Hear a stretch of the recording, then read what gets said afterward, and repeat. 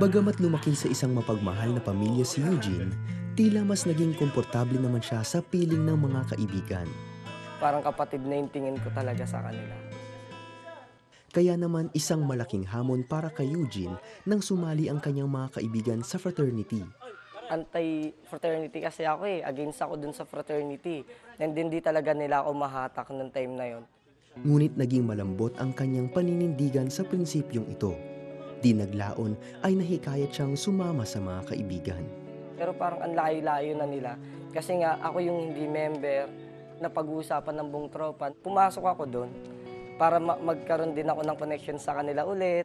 Ngunit bago maging miyembro, kinakailangan niyang malampasan ang unang pagsubok. Sa loob ng hazing room, ginugulpi ako.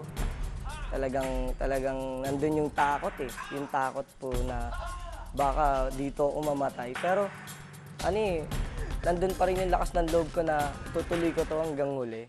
Sa fraternity, nalulong si Eugene sa iba't ibang bisyo.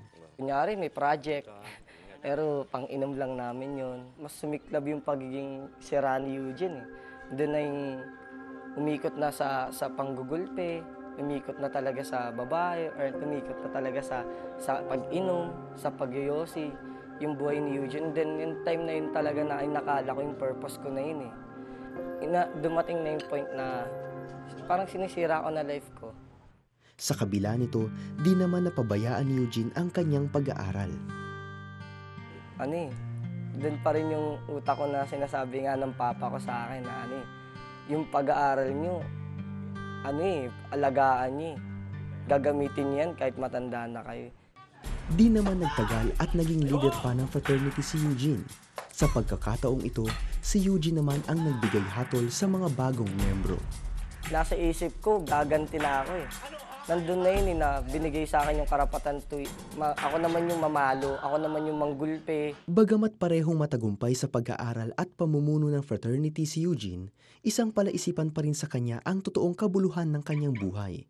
Hanggang sa isang kaibigang kasama sa bisyo ang nag-imbita sa kanyang dumalo sa isang gawain. And then that time, nagulat ako sa simbahan ako in-invite. Sabi ko, sige, pupunta ako dyan pre. Sabi ko sa kanya, pupunta ako, sasama ako sa'yo. Noong time na sumama ako dun sa kanya, nagulat ako, Christian church pala yung pupuntahan namin. Sabi ko, Christian church pala yung sinabi mo. Christian church pala yung pupuntahan natin.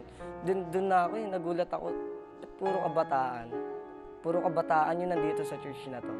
Nagulat ako na nag-worship sila, nagpe-praise sila. Talaga, nagkumakanta sila kay Lord, on fire sila kay Lord. And then ako, parang, ang layo ko dito Mula noon, unti-unting lumapit si Eugene sa Panginoon. Doon ko na ang layo ko. Tapos na-encourage. Doon ako na-encourage na, grabe, kung may mga kabataan palang nagsiserve kay Lord, edi kasama ako. Subalit, hindi naging madali para kay Eugene ang talikuran ang nakasanayang buhay. Nung pinipigilan ko ng uminom, hindi ako makatulog. Hinahanap ng katawan ko na alak-alak. Nandun hinahanap ng dila ko yung panlasa nung alak Nung time na tumigil ako sa yosi, instant talaga hindi ako nagbawas Nung una talaga, hindi nila matanggap Kasi iniwan ko nga yung pagiging leader ko sa kanila And then, hindi nila matanggap, nagalit sila sa akin. Hindi ako nagpadala sa galit nila. Hindi ako nagpadala dun talaga sa kung ano mang sinasabi nila sa akin.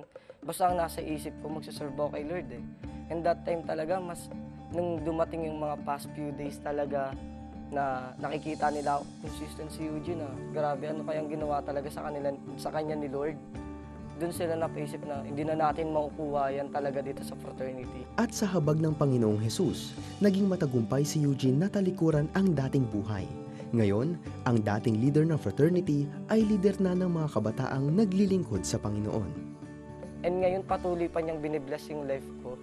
Patuloy niya akong ginagamit para spread pa yung love niya, spread pa yung kabutihan niya sa maraming tao.